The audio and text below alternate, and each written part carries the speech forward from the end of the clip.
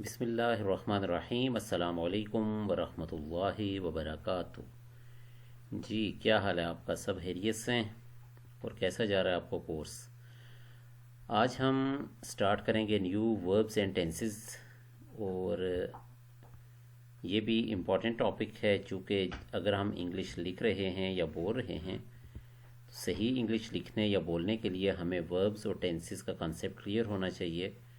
और किस मौके पे क्या वर्ब और कौन सा टेंस हमने यूज़ करना है, ये हमें अगर अच्छी तरह मालूम होगा तो हमारी रिटन और स्पोकन एक्सप्रेशन दोनों में इम्प्रूवमेंट आएगी और हम बेहतर तौर पर अपनी बात आगे बयान कर सकेंगे। Now the definition is most verbs are action words, यानी जो भी हम काम कर रहे हैं, लाइक नॉकिंग है, बर्स्ट है, क्लाइंब है, रीडिंग है, ये सारे के सारे आपके वर्ब्स हैं। ठीक है। अब इसमें वर्ड फाइल आपको दी गई है।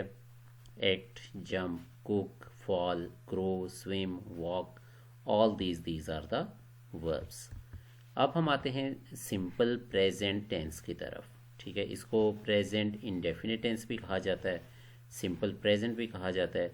पहली बात यह है कि ये जब भी हम कोई जनरल ट्रूथ यानी आम सच्चाई की बात या जो रूटीन वर्क हमारा होता है, जो कस्टमरी एक्शन होता है, उसके लिए हम सिंपल प्रेजेंट टेंस इस्तेमाल करते हैं।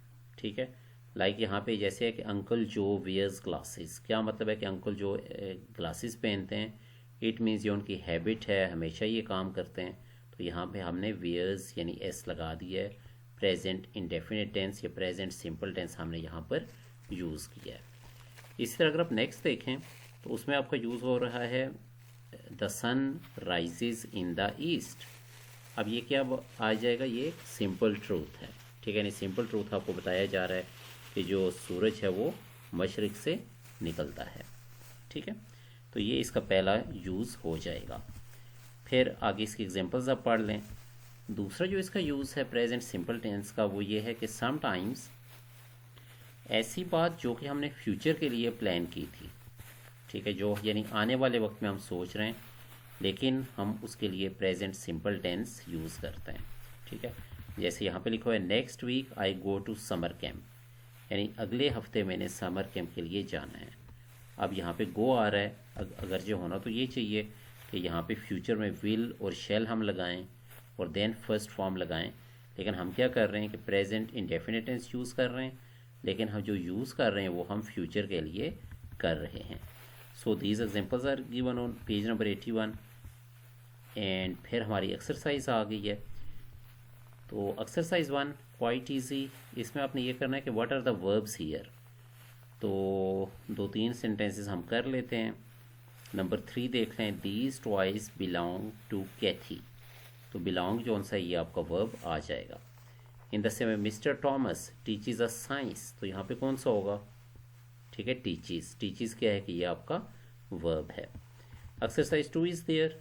तो यहाँ पे आपने सिंपल प्रेजेंट टेंस लगाना है और उसी के लिहाज से जो सब्जेक्ट के लिहाज से है, तो यहाँ पे आपने एक असूल याद रख लेना है। और आप जो कोई भी आपके पास कॉपी या रजिस्टर पड़ा हुआ है, और बेहतर यह है कि आप एक रजिस्टर बनाएं जिस पे सारे के सारे ये लेक्चर्स नोट कर लिया करें।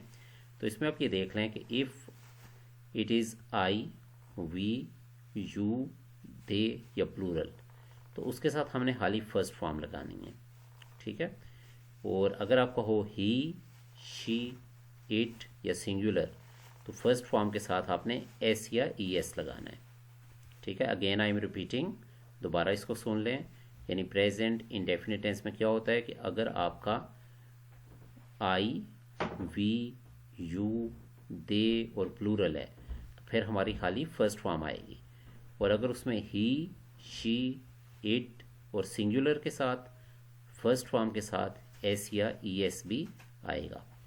लाइक विंटर, तो विंटर क्या है? सिंगुलर है, तो क्या हो जाएगा? Winter comes after autumn. ठीक है, इसके बरक्स मंकीज़ नंबर 8 देख लें। तो इसमें मंकीज़ आ गए, ये सिंगुलर है या प्लूरल है?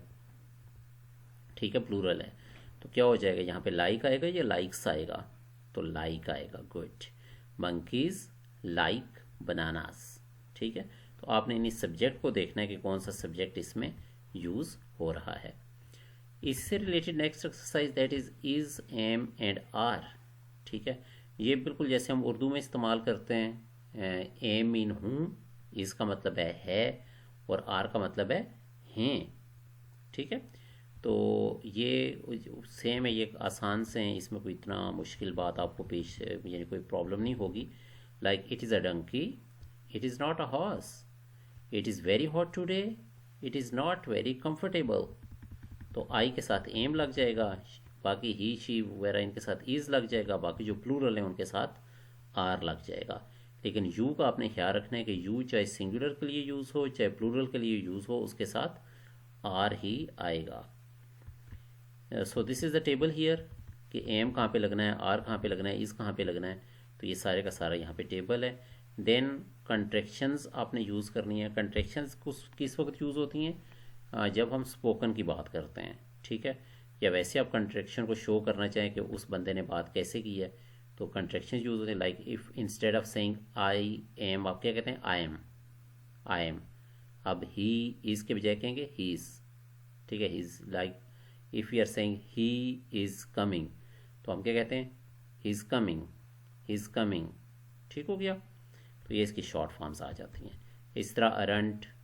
ठीक है, I am not so as old as you, तो कैसे करेंगे? I am not as old as you, I am not. फिर आर का आपका इस्तेमाल आ गया, इज़ और आर। तो ये सिंगुलर के साथ आपका इज़ और प्लूरल के साथ आपका आर यूज़ होगा। The camel is a desert animal, vegetables and fruit are healthy foods. Okay, so lambs are baby sheep. तो ये सारा इज़ एम आर का इस्तेमाल आ गया है।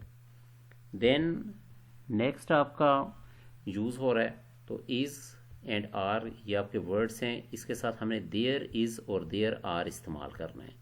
ठीक है, अब there is a castle on the hill, ये हिल के ऊपर क्या है? कैसल मौजूद है। कैसल किसको कहते हैं? जो किला सा होता है। तो देयर इज़ और देयर आर इसका आपने इस्तेमाल करना है। There is a fence around the school, there are a lot of books in the library, are there any apples left on the tree. ये क्वेश्चन है, क्वेश्चन में क्या होगा कि इज़ एम आर जुमले के शुरू में आ जाएगा। सो पेज नंबर 86 पे आप एंड पे देखें, तो that is learn this contraction. तो देयर इज़, तो इसको क्या करना है? देयर इज़, देयर इज़ यानी इज़ के बजाय हमने ये एपॉस्ट्रॉफी लगाना है और फिर हमने उसमें एस लगा देना है। नाउ एक्सरसाइज 1 इज़ देयर, तो इसमें आपने इज़ एम आर लगाना है। ठीक है, ये आप खुद करें। लाइक फर्स्ट वन दे आ रहा है, तो दे के साथ क्या आएगा? इज़ आएगा, आर आएगा या एम आएगा? तो क्या हो जाएगा? They are my good friends. Good. अब he is a soldier. And next आपने अगेन इज़ एंड आर लगाना है, तो इसमें आपने भी ये चीज़ देखनी है कि जो सब्जेक्ट है उसके लिहाज से हमने is am and is am या आर लगाना है। एक्सरसाइज 3 इज़ देयर, तो ये आपकी इसमें देयर इज़ या देयर आर लगाना है। यानी इसमें भी आपने ये देखना है, इस सेंटेंस को पढ़ना है, समझना है और उसके मुताबिक आपका देयर इज़ या देयर आर आ जाएगा। Like the first one is dash a fence. अब ए आया हुआ है ना, अ फेंस यानी एक जंगला है, तो क्या हो जाएगा? There is a fence. ठीक है, अब नंबर 4 को देखें, लॉट्स ऑफ। लॉट्स ऑफ मतलब बहुत सारे, तो क्या हो जाएगा? There are lots of parks in our town. So this is the exercise and you have to complete this इंशाल्लाह। फिर नेक्स्ट टेंस हम आगे करेंगे अगले लेक्चर में। Thank you very much and अस्सलाम वालेकुम व रहमतुल्लाहि व बरकातुहू।